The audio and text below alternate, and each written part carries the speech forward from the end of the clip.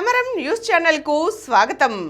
ఈనాటి ముఖ్యాంశాలు: గంజాయి డ్రగ్స్ కట్టడికి 26 నార్కోటిక్స్ కంట్రోల్ సెల్స్, అమరావతిలో సివిల్ సర్వీసెస్ శిక్షణా కేంద్రం, గంటకు 25 కిలోమీటర్లు వేగం మించని వాహనాలను 16 ఏళ్లు దాటిన వారు నడపవచ్చు.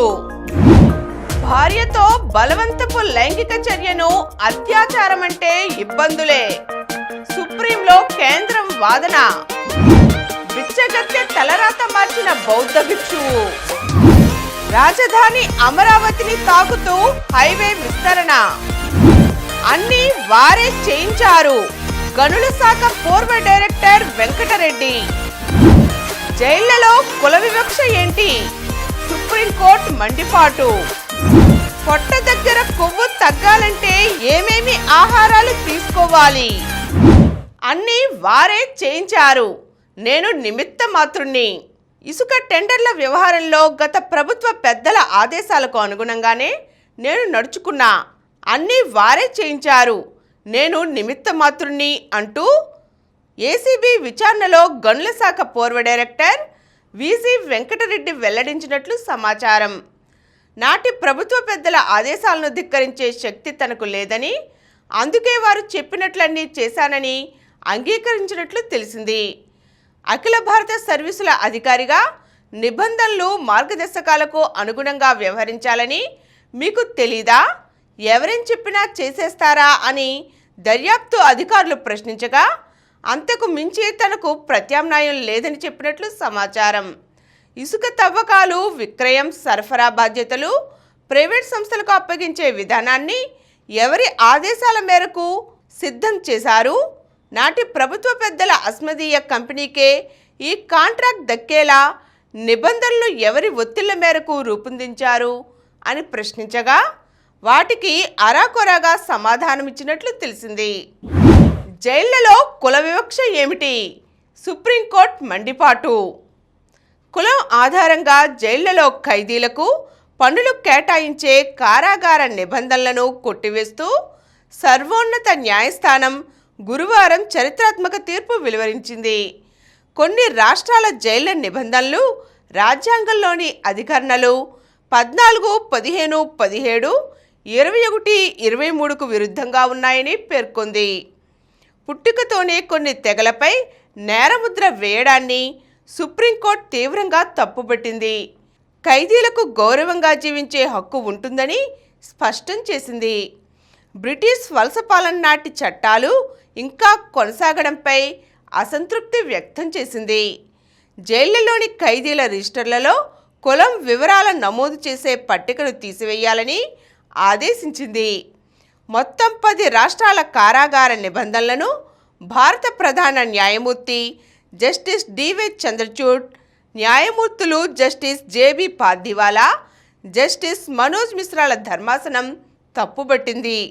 వెంటనే జైలు నిబంధనలకు సంబంధిత రాష్ట్రాలు, కేంద్రపాలిత ప్రాంతాలు సవరణలు చేయాలని ఆదేశించింది.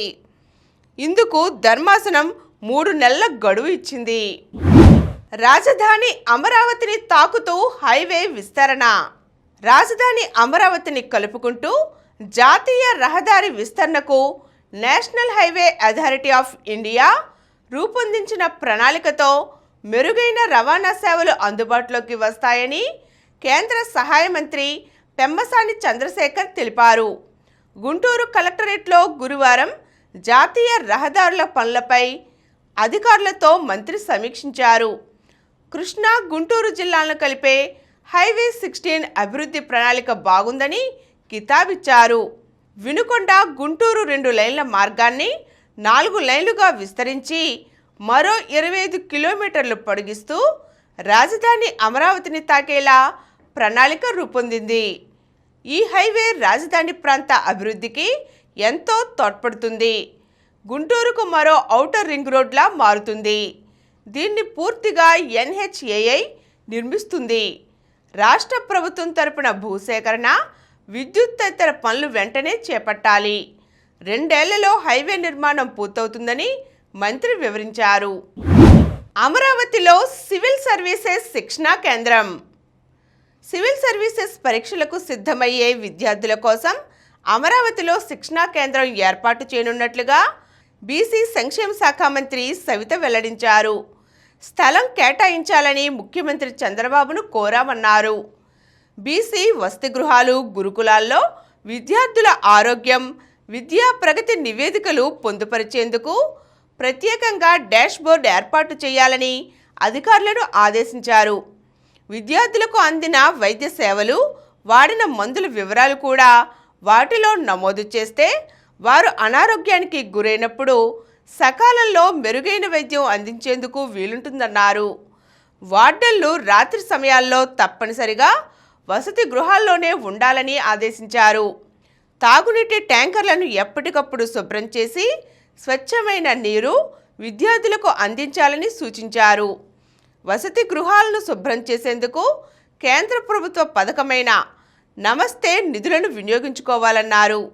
బీసీ సంక్షేమ శాఖలో కేంద్ర ప్రభుత్వ పథకాల అమలు తీరుపై విజయవాడలో గురువారం నిర్వహించిన కార్యగోష్ఠిలో ఆమె మాట్లాడారు. గంటకు 25 కిలోమీటర్ల వేగం మించిన వాహనాలను 16 ఏళ్లు దాటిన వారు నడపవచ్చు.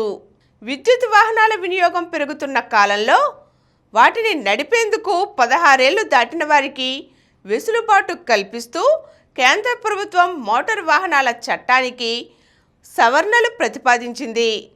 1500 వాట్స్ లేదంటే కేంద్రం ప్రకటించే సామర్థ్యంతో గంటకు 25 కిలోమీటర్లకు మించని వేగంతో నడిచే వీటిని 16 ఏళ్ల పైబడిన వారు బహిరంగ స్థలాల్లో నడపడానికి వీలు కల్పించాలని నిర్ణయించింది. ద్విచక్ర వాహనాలను వాణిజ్య అవసరాలకు ఉపయోగించుకోవడానికి వీలు కల్పించాలని ప్రతిపాదించింది. ర్యాపిడో లాంటి సంస్థలు అందించే ద్విచక్ర వాహన వాణిజ్య సేవలను కొన్ని రాష్ట్రాలు నియంత్రిస్తున్న నేపథ్యంలో కేంద్ర ప్రభుత్వం ఈ సవరణ తీసుకొస్తోంది. ఊబర్, ఓలా తరహాలో వీటిని కాంట్రాక్ట్ క్యారేజీ వాహనాల కిందకు తీసుకురావాలని ప్రతిపాదించింది. మారిన కాలమాన పరిస్థితులకు అనుగుణంగా కేంద్ర ప్రభుత్వం మోటారు వాహనాల చట్టానికి మొత్తం 67 సవరణలు ప్రతిపాదించింది. వాహన ప్రమాదాలకు సంబంధించిన క్లెయిమ్ల సెటిల్మెంట్కు మోటారు వాహనాల ట్రిబ్యునల్కు గరిష్టంగా 12 నెలల గడువును విధించింది. విద్యా సంస్థలు ఉపయోగించే బస్సుల నిబంధనలు ఉల్లంఘిస్తే 2 రెట్ల జరిమానాను ప్రతిపాదించింది. తొలిసారి త్రిచక్ర వాహనం అంటే ఏంటో వివరణ ఇచ్చింది. వీటికి 50 కిలోమీటర్ల వేగ పరిమితిని విధించింది. వచ్చే పార్లమెంట్ శీతాకాల సమావేశాల్లో కేంద్రం ఈ బిల్లును తీసుకురానుంది. బిచ్చగత్తె తలరాత మార్చిన బౌద్ధ భిక్షువు. మురికివాడలో పుట్టి తల్లిదండ్రులతో కలిసి బాల్యం నుంచే బిచ్చమెత్తుకోవడం, చెత్త కుండీల్లో ఆహారం ఏరుకోవడానికి అలవాటు పడిన ఆ అమ్మాయి ఇప్పుడు ఎంబీబీఎస్ పట్టా అందుకుంది. హిమాచల్ ప్రదేశ్కు చెందిన ఈ యువతి విజయగాథ వెనుక ఒక బౌద్ధ భిక్షువు, ధర్మశాలకు చెందిన స్వచ్ఛంద సంస్థ ఉన్నాయి. 2004లో మక్లోడ్గంజ్ వీధుల్లో బిచ్చం కోసం తిరుగుతున్న 4 ఏళ్ల పింకీ టిబెటన్ శరణార్థ సన్యాసి లాక్సంగ్ జామ్యూంగ్ కంటపడింది. ఆమె తల్లిదండ్రులను ఒప్పించి ఆ చిన్నారిని ధర్మశాలలోని దయానంద్ పబ్లిక్ స్కూల్లో ఆయన చేర్చారు. వసతి గృహంలో ఉండి చదువుకున్న పింకీ మొదటి నుంచి చదువుల్లో మంచి చురుగ్గా ఉండేది. సీనియర్ సెకండరీ పరీక్ష తరువాత నీట్లోనూ ఆమె ఉత్తీర్ణురాలయ్యింది. ఆర్థిక పరిస్థితుల కారణంగా ప్రైవేట్ వైద్య కళాశాలలో ప్రవేశం లభించని పింకీ బ్రిటన్కు చెందిన టాంగ్లన్ చారిటబుల్ ట్రస్ట్ సాయంతో చైనాలోని ప్రతిష్టాత్మక మెడికల్ కాలేజీలో సీటు దక్కించుకుంది.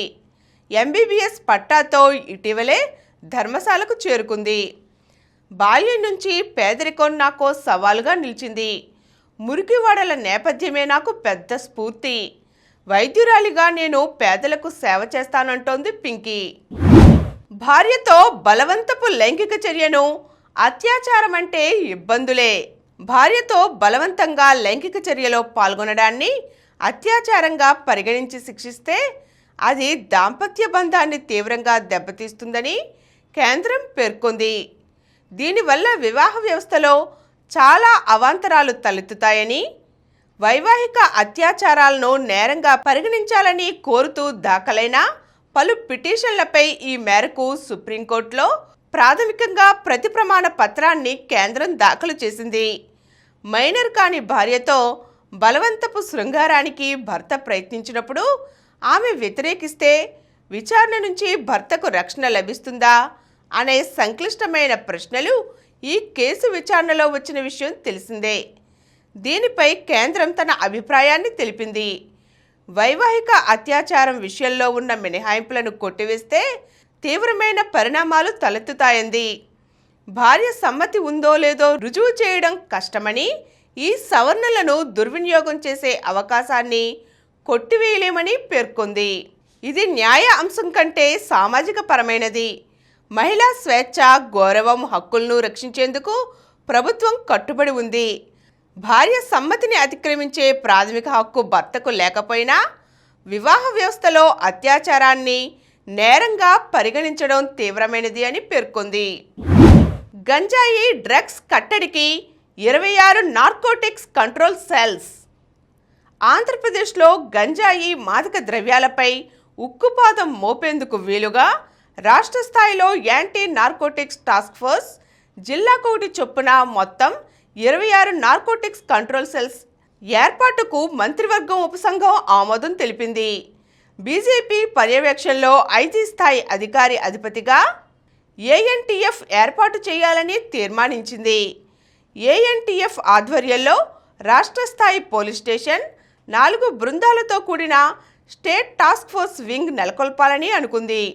వీటిలో ఒక బృందాన్ని పాడేరులో, మరో బృందాన్ని విశాఖపట్నంలో ఏర్పాటు చేయాలని ప్రతిపాదించింది.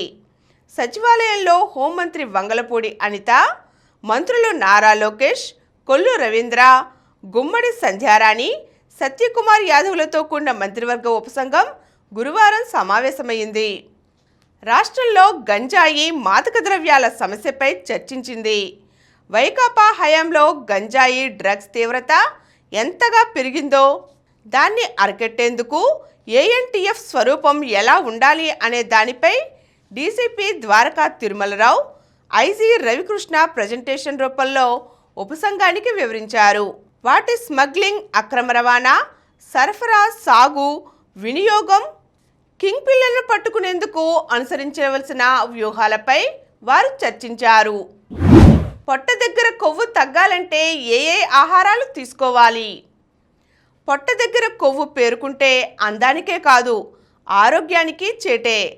ఇది హార్మోన్లను ప్రభావితం చేస్తుంది. దీనివల్ల గుండెపోటు, బీపీ, మధుమేహం, క్యాన్సర్ వచ్చే ప్రమాదం మరింత ఎక్కువవుతుంది.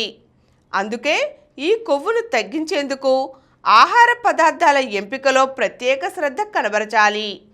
ఒక రోజులో మనం తినే ఆహారం నుంచి 10 గ్రాముల పీచు తప్పనిసరి. దీనికై బీన్స్, పప్పు ధాన్యాలు, పళ్ళు, కూరగాయలు, ఓట్స్, పొట్టు తీయని తృణధాన్యాలు ఎక్కువగా తీసుకోవాలి. రోజుకు 8 గ్లాసుల మంచినీరును త్రాగాలి. అలాగే ప్రోటీన్స్ తగినంత తీసుకోవాలి. దీనికై రోజులో కనీసం 100 క్యాలరీల పోషకాలు ప్రోటీన్ల నుంచి అందేటట్లు చూసుకోవాలి. ఇవి నిదానంగా జీర్ణమై ఆకలిని అదుపులో ఉంచి కొవ్వు పేరుకోకుండా చూస్తాయి. దీనికై మీగడ తీసిన పెరుగు, పాలు, చేపలు, గుడ్లు తీసుకోవాలి. ఇంకా యాపిల్, పుచ్చకాయ, దోసకాయ, చిలగడదుంపలు, ముల్లంగి, టమాటో, క్యాబేజ్లను ఆహారంలో తప్పక చేర్చుకోవాలి. ఇప్పుడు కొన్ని సంక్షిప్త వార్తలు చూద్దాం. రైల్వే ఉద్యోగులకు 78 రోజుల బోనస్. 11.72 లక్షల మందికి 2028 కోట్ల చెల్లింపు. 1,00,000 కోట్లతో 2 వ్యవసాయ పథకాలు. మంత్రివర్గ నిర్ణయాలను మీడియాకు వెల్లడించిన కేంద్ర మంత్రి అశ్విని వైష్ణవ్. మంగళగిరి ఎయిమ్స్లో విజయవంతంగా కిడ్నీ మార్పిడి శస్త్రచికిత్సలు. దక్షిణాది రాష్ట్రాల్లోనే ఎయిమ్స్లో మొదటిసారి ఇక్కడే. 40,000 ఎకరాలలో కాఫీ సాగు. రాష్ట్రంలో 40,000 ఎకరాలలో కాఫీ సాగు చేయడానికై ప్రభుత్వం తీర్మానించింది. దీన్ని 5 ఏళ్లలో చేపట్టేలా ప్రభుత్వం కార్యాచరణ తీసుకువచ్చింది. భారత అమ్మాయిల తొలిపోరు నేడే. టీ20 ప్రపంచ కప్లో నేడు న్యూజిలాండ్తో భారత్ ఢీ. బంగ్లా శుభారంభం. తొలి మ్యాచ్లో స్కాట్లాండ్పై గెలుపు.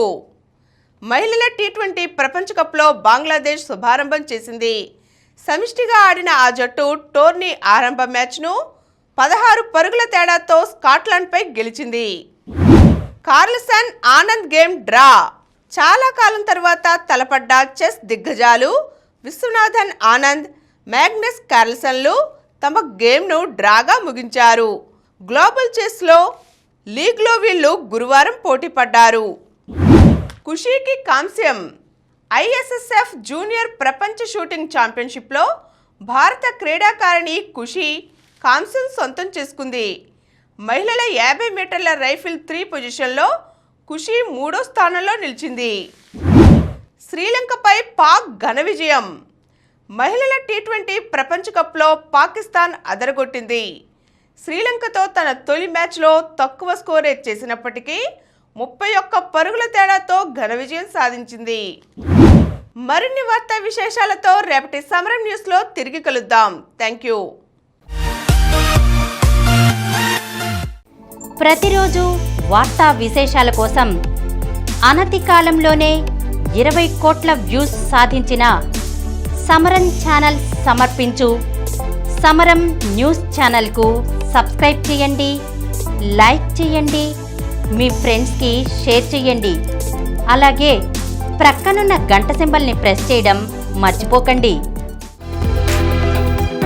Please download Samaram Channels app from Google Play Store and watch your favorite channels. Click the bell icon and subscribe to the channels.